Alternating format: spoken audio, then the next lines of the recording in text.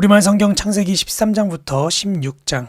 아브람은 자기 아내와 모든 소유물을 갖고 이집트를 떠나 네겝으로 올라갔습니다. 롯도 아브람과 함께 했습니다. 아브람에게는 가축과 은과 금이 아주 많았습니다. 그는 네겝을 떠나서 계속 여행을 해 베델에 이르러 자신이 전에 장막을 쳤던 베델과 아이 사이의 장소에 도착했습니다. 그는 네겝을 떠나서 계속 여행을 해 베델에 이르러 자신이 전에 장막을 쳤던 베델과 아이 사이의 장소에 도착했습니다. 그곳은 그가 전에 처음으로 제단을 쌓았던 곳이었습니다. 거기서 아브람은 여호와의 이름을 불렀습니다. 한편 아브람과 함께 다니던 롯에게도 양과 가축과 장막들이 따로 있었습니다. 그들이 함께 머물기에는 그 땅이 너무 좁았습니다. 그들이 함께 지내기에는 그들이 가진 것이 너무 많았기 때문입니다.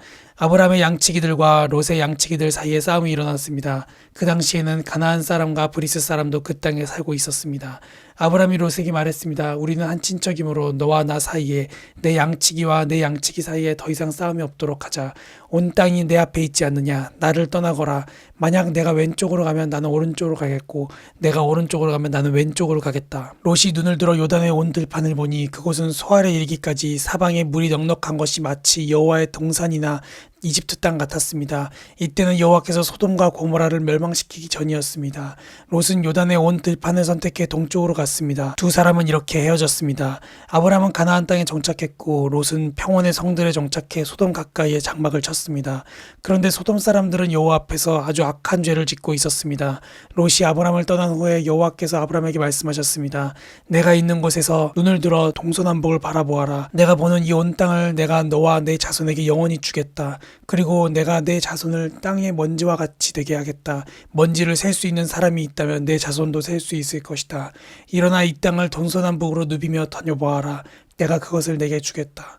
그리하여 아브람은 자기 장막을 옮겨 헤브론에 있는 마므레의 큰 나무숲에 살았으며 거기서 여호와께 제단을 쌓았습니다. 시날 왕 아므라벨, 엘라살 왕 아리옥, 엘람 왕 그돌라오멜, 고임 왕 디달때, 이들이 소돔 왕 베라, 고모라 왕 비르사, 아드마 왕 시납, 수보임 왕 세메벨, 벨라 왕 곧 소알 왕과 전쟁을 일으켰습니다. 그들이 시딤 골짜기 곧 여메에서 연합해 모였습니다. 그들은 12년 동안 그돌라오멜을 섬기다가 13년째에 이르러 반역을 일으킨 것입니다. 14년째 되는 해 그돌라오멜과 그와 연합한 왕들이 나아가 아스드롯 가르나임에서 르바 족속을 치고 함에서 수스 족속을 치고 사회 기레다임에서 엠 족속을 치고 세일 산간 지방에서 호리 족속을 쳐서 광야 근처 엘바란까지 이르렀습니다. 그리고 그들이 돌이켜서 엠미스밭 곧 가데스에 이르러 아말렉 족속의 모든 영토와 하사손다마를 사는 아모리 족속을 정복했습니다.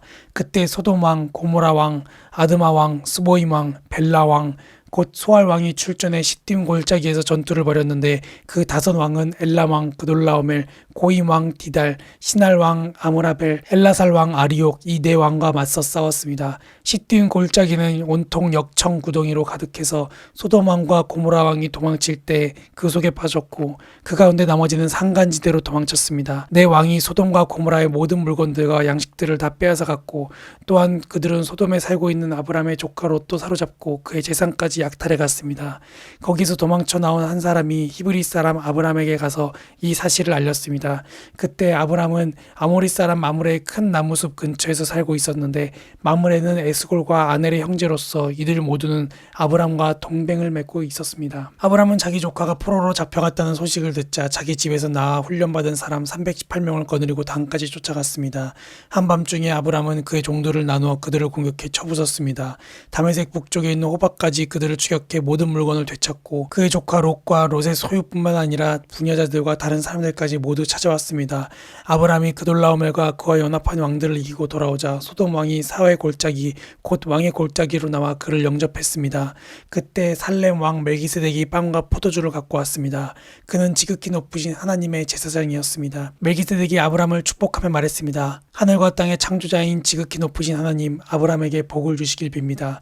당신의 적들을 당신 손에 넘겨주신 지극히 높으신 하나님께 찬양하시오. 아브람은 갖고 있는 모든 것에서 10분의 1을 멜기세덱에게 주었습니다. 소돔 왕이 아브람에게 말했습니다. 백성들은 내게 돌려주고 물건들은 그대가 가지시오. 그러나 아브람은 소돔 왕에게 말했습니다. 내가 하늘과 땅의 창조자이신 지극히 높으신 하나님 여호와께 내 손을 들어 맹세합니다. 왕께 속한 것은 실 한 오락이나 신발끈 하나라도 받지 않겠습니다.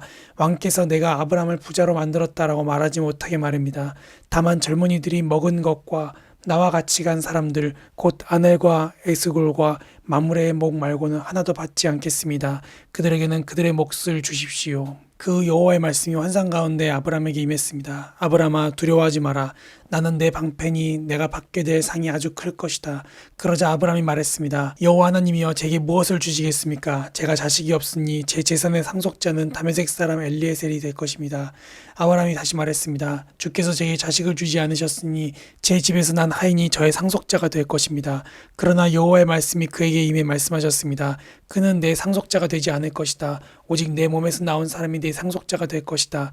여호와께서 아브람을 밖으로 데리고 나가 말씀하셨습니다. 하늘을 올려다보고 별을 세어보아라. 과연 셀 수 있겠느냐?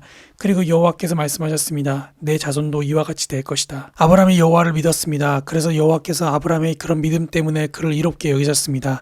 그리고 여호와께서 그에게 말씀하셨습니다.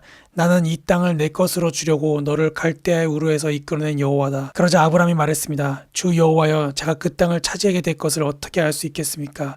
그때 여호와께서 아브람에게 말씀하셨습니다. 3년 된 암소와 3년 된 암염소와 3년 된 순양과 산비둘기와 새끼 집 비둘기를 내게 가져와라. 아브람이 이 모든 것을 여호와께 가져왔고 중견을 쪼개어 그 쪼갠 것을 서로 마주보게 놓았습니다.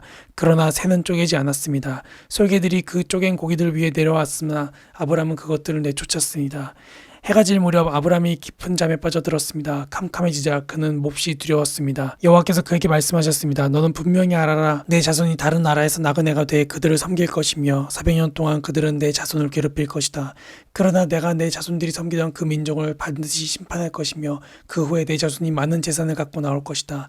그러나 너는 복된 노년을 보내다가 평안 속에서 땅에 묻혀 내 조상에게로 돌아갈 것이다. 내 자손은 4대 만에 여기로 돌아올 것이다.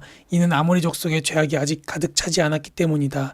해가 지고 어둠이 덮이자 연기나는 화로와 불붙은 횃불이 그 쪼갠 고기들 사이로 지나갔습니다. 그날에 여호와께서 아브람과 언약을 맺으시며 말씀하셨습니다. 내가 내 자손에게 이집트 강에서부터 큰 강 유프라테스 강까지 이 땅을 주었다. 곧 겐 족속과 그니스 족속과 gad몬 족속과 헷 족속과 브리스 족속과 르바 족속과 아모리 족속과 가나안 족속과 기르가스 족속과 여부스 족속의 땅이다. 아브람의 아내 사레는 아이를 낳지 못했습니다. 그녀에게는 이집트 출신의 여종이 있었는데 그녀의 이름은 하갈이었습니다. 사레가 아브람에 말했습니다. 여호와께서 내가 아이 낳는 것을 막으시니 내 여종과 동침하십시오. 어쩌면 내가 그녀를 통해 아이를 얻을지도 모릅니다. 아브람이 사레의 말을 들었습니다.